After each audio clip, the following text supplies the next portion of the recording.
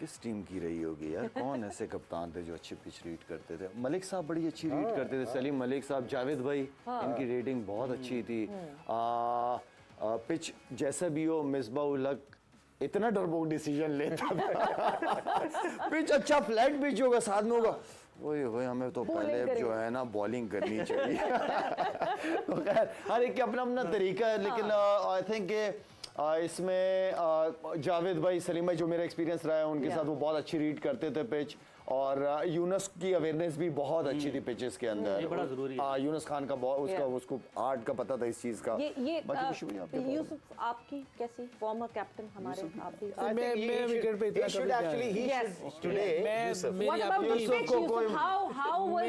How good were you while reading the pitch? मैं नहीं read कर पाता था। मैं सिर्फ ये जब मैं एक दो बॉल खेल लेता था फिर मुझे आइडिया होता था कि इसको मैंने कैसे खेलना है। ये बड़ी बात मैं उस पे नहीं। एक इंसिडेंट था, अगर आप उस पर कमेंट कर सकें। जावेद मियां साहब लेजेंड, टॉस हुआ और उन्होंने कहा कि मैं I will go back to the dressing room, then I will let you know कि we are going to bowl first और बैट फर्स्ट। इंसिडेंट याद है आपको? इस तरह का भी इंसिडेंट हुआ था? एक इंसिडेंट हुआ था ये।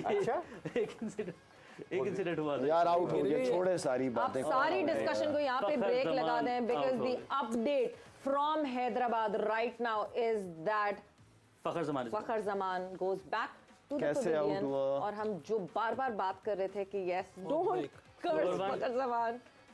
अब ये देखें ना, ये अब ये आउट हुआ ना, अब मैं आप लोगों को पहले भी कहता रहा हूँ कि ये नए बॉल पे पता नहीं क्यों जाता है आगे। बॉल को आने तो दे अपने पास, और ये पिच ऐसी नहीं है कि आप खुल के दूर वाली बॉल को लेके चले, थोड़ा बॉल को आने दे। तो ये वो गलतियां बार-बार। पिच बनाई नहीं, बताए कैसे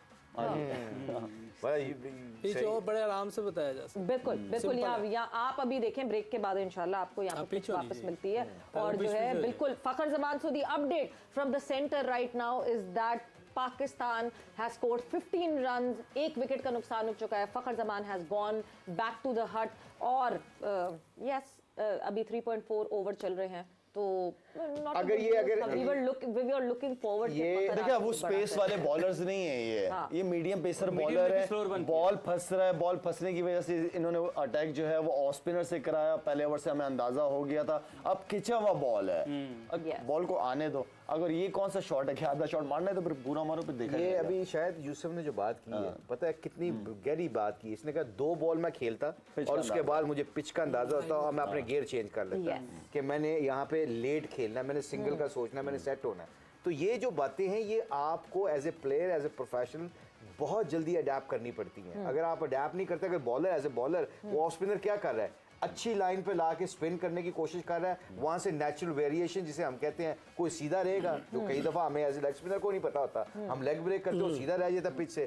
तो जो अगर वो लाइन लेंथ पे कंट्रोल करेगा, चौके से नहीं घबराएगा, तो उसके पास चांसेस ज्यादा हैं विकेट लेने के। सो ये it's very simple, you got to take your मतलब क्या कहते हैं repeatability all the time. And Van Beek is not a new person, he is a season campaigner. Derbyshire से ये खेलते रहे हैं। मैं इनके अगर स्टैट्स पे नजर डालूं, 124 लिस्ट खेले हुए इन्होंने already. So he is one season player. इनको अच्छी तरह अंदाजा है कि किस तरह ट्रैप करना था और वो उसी तरह ट्रैप किया।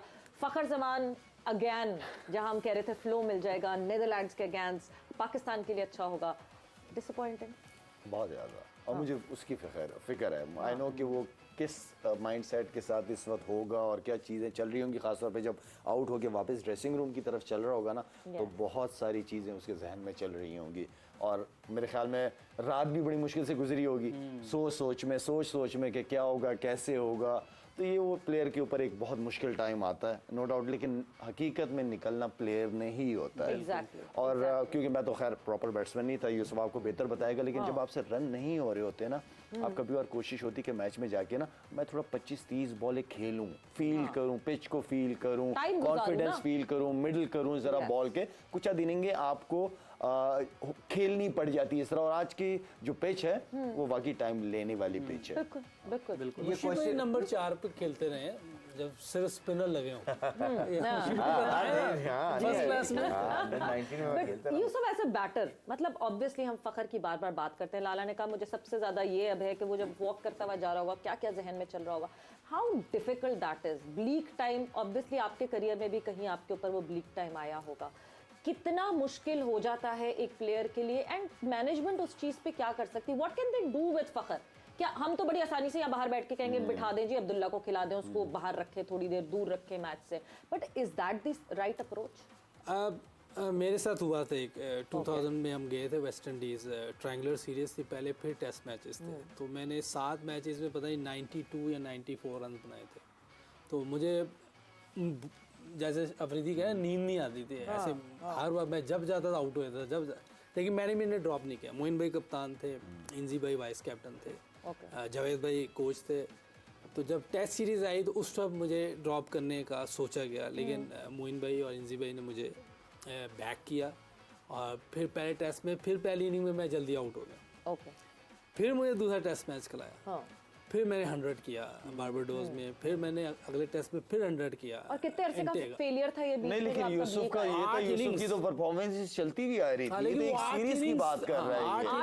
8 इनिंग्स कब वो राइट टाइम होता है जब आप डिसाइड करते हैं कि नहीं अब बहुत ज्यादा हो गया, अब देना है इस लड़के को रेस्ट, जरूरी है? अब देखिए उन्होंने डिसाइड कर लिया था, लेकिन मोइन भाई और इंजी भाई ने मेरे पे कॉन्फिडेंस किया, उन्होंने मुझे मौका दिया। हालांकि टेस्ट में फिर पहली इनिंग में मैं फेल हो गया था। जो हमारा गयाना टेस्ट था वो बारिश की वजह से ड्रॉ हो गया था। बारबाडोस में फिर मुझे उन्होंने मौका दिया, ऊपर से जल्दी विकेटें गिरी, मैंने और इंजी भाई ने 100 किया।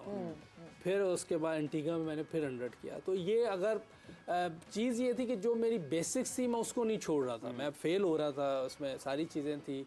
जावेद भाई में प्रैक्टिस भी कराते थे, ये नहीं कि प्रैक्टिस नहीं कराते थे, वो कराते थे, और मैं खुद भी चीज़ें देख रहा होता था, इंजी भाई से बात करता था, थोड़ी उनकी चीज़ें देख रहा होता था, क्योंकि मैं बिल्कुल नया था। मेरा 98 में डेब्यू हुआ, ये 2000 की बात है। तो लेकिन जो बेसिक्स थी, जो कुदरती अल्लाह ने एक सलाहियत दी हुई थी, उसकी वजह से मैं बचता रहा हूँ। तो ये जो अभी बात हो रही है, जैसे अफरीदी ने भी कहा कि इतनी दूर नहीं जाना चाहिए था, ये अगर नॉर्मल विकेट भी हो तो मेरा ख्याल इतनी दूर नहीं खेलना, अनलेस के बहुत फ्लैट विकेट होती हैं, उस पर दूर दूर से भी लगती हैं। जैसे मुझे भाई ने भी कल बताया कि इंग्लैंड में बास का बहुत फ्लैट विकेटें हो जाती हैं, दूर दूर से लग रही होती हैं। तो ये ऐसी विकेट थी, इस पे आपको ग्राफ करना पड़ेगा अपने आप। मतलब जो पहला वार्म अप पाकिस्तान ने जो खेला था वो विकेट शायद ऐसी थी जहाँ पे आप खुला खेल सकते हैं। दूसरा ये यूसुफ बात कर रहा है ना, ये बीइंग अ कोच बता रहा हूँ थोड़ा सा, क्योंकि ये अभी तो अल्लाह का शुक्र है थोड़ा एक्सपीरियंस हो गया कोचिंग में। जब आपकी टेक्निक अच्छी नहीं ना होती, फिर आपका फेलियर बहुत बुरा लगता है, लंबा होता है। अगर आप बॉलर अच्छे, आपकी टेक्निक बॉलिंग में अच्छी नहीं है, तो आपका फेलियर बहुत जल्दी एक्सपोज होता है। यूसुफ को बैक किया गया उस वक्त, इनको पता था कि इसके अंदर ये तप्पड़ है, इसके अंदर टेक्निकल कोई प्रॉब्लम नहीं है, इसके अंदर शायद mentally he is unlucky, bad time, you know, some time आपके कैचेस अच्छे हो जाते हैं, आप एक टाइम आता है, उसके ऊपर फिर एज ए कोचेस और मैनेजमेंट आप डिसीजन करते हो।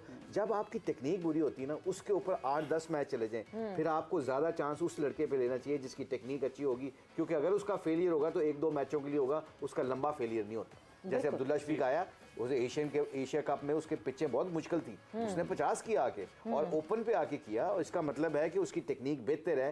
फखर जो है ना, जब ये चलेगा, एक्स फैक्टर है, जैसे शाहिद हमेशा कहता है कि ये मैच अकेला जिता देगा, मगर इसका जब बुरा टाइम अल्लाह ना करे चलेगा किसी ऐसे प्लेयर का जिसको टेक्निकली प्रॉब्लम होगा। बल्कि मैं यूसुफ से पूछता हूँ कि ये जो शाहिद ने कहा कि ये पिच पे आने देना चाहिए था, यूसुफ क्या कर सकता था एज ए बैट्समैन, क्या करना चाहिए था उसको? देखिए पहली बात तो ये है कि जब ये नज़र आ रहा है कि स्लो वन कर रहा है, ऐसे मारा है ना उसने, तो ये हम अक्सर मैं बात करता हूँ, ये बेसिक्स में है कि आपने हाथ को देखना है। अगर हाथ देख रहा होता तो उसको आइडिया होता कि ये तो स्पिन है, तो ये इतनी आगे पहले ही ना जाता, क्योंकि गेंद जब हाथ से निकलता है ना, एज ए बैटर मैं ये कहूँगा कि जो रिफ्लेक्सेस की बात नहीं होती कि इसके ये बड़ी जल्दी पिक कर लेते हैं, इंजी भाई के बारे में बात थी, वो बड़ी जल्दी लेंथ पिक कर लेते हैं, रिफ्लेक्सेस तेज़ हैं। तो यही है कि वो गेंद जैसे हाथ से निकलता है पोजीशन में आ जाते हैं। तो ये गेंद हाथ से निकला है, लेकिन इसकी जो हैबिट बनी हुई है कि टांग पहले ही निकाल लेनी है। एक तो वो टांग आग देखें इतनी लंबी, अगर साइड से अगर दिखाएंगे ना तो इतनी लंबी टांग पहले चली जाती है। अब जब टांग पहले चलेगी, ये बॉल स्पिन किया हुआ उसने, तो वो फिर फ्लो में ऐसे ही चलेगा। और ये बल्ला देखें आप, उसका थोड़ा सा बाहर से आता है, यूं गया है, बिल्कुल यूं भी नहीं गया, वो यूं आया है। तो कुछ चीज़ें ऐसी हैं कि अगर बात मेरी होती थी इससे, लेकिन ये अब काफी अच्छे से फ्लॉज के साथ तो उसने इतने रन्स बनाए हैं, तो फिर अब क्या वो फ्लॉज इतना ज्यादा उभर क्यों गए हैं ऊपर? देखिए मेन मुशी भाई ने बड़ी अच्छी बात की है कि जब आपकी टेक्निक ठीक ना हो ना, और फिर आपकी परफॉर्म भी ना लगी हो, तो कम बैक करना बड़ा मुश्किल होता है। फिर आप किस्मत वाले ही होते हैं कि आपसे रन हो जाते हैं। फखर को मैं इसलिए रेट करता हूँ, हाईली रेट करता हूँ, क्योंकि ऐसे प्लेयर ना वन साइडेड कर देते हैं मैच। ऐसे प्लेयर हमें चाहिए कि 10 मैचों में अगर आपके लिए 3 से 4 मैचों में भी चलते हैं ना तो ये आपके लिए वन साइडेड करते हैं। अच्छा, यहाँ एक इंपॉर्टेंट सवाल मैं यूसुफ से पूछूंगा क्योंकि बहुत सारे यंग बच्चे भी देख रहे होते हैं। यूसुफ, आप अगर बैटिंग कर रहा है, बैट्समैन है, तो उसको हाथ को देखना चाहिए, क्योंकि मैंने सुना है कि बहुत से लोग हाथ को देखते हैं और बहुत से लोग लाइन उस वक्त पिक करते हैं जब बॉल पे पिच पे बॉल पड़ता है।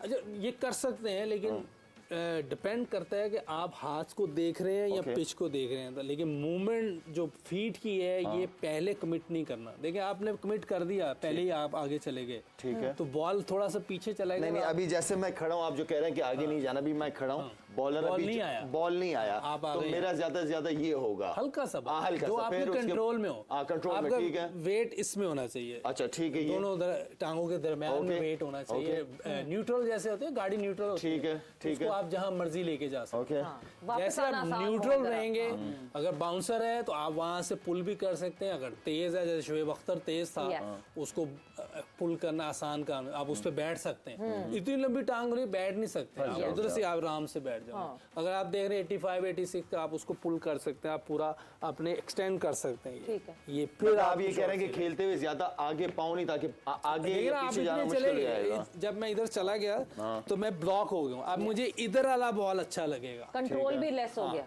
अनलेस कि आप विव रिचर्ड हो, तो यहीं से ये तो विव रिचर्ड कर सकता है, आम बंदा। अच्छा काका, जैसे एक और पॉइंट ले रहा हूँ, जैसे आपने कहा कि यहाँ चले जाते हो, फिर यहाँ की बॉल का वो इजी हो जाते, ठीक है ना। अब एशियन विकेटों में क्या होता है कि ये वाला बॉल और पीछे वाला बॉल इस वाली पोजीशन में मैनेज हो जाता है, वो कुछ लोगों को होता है, सबका नहीं होता।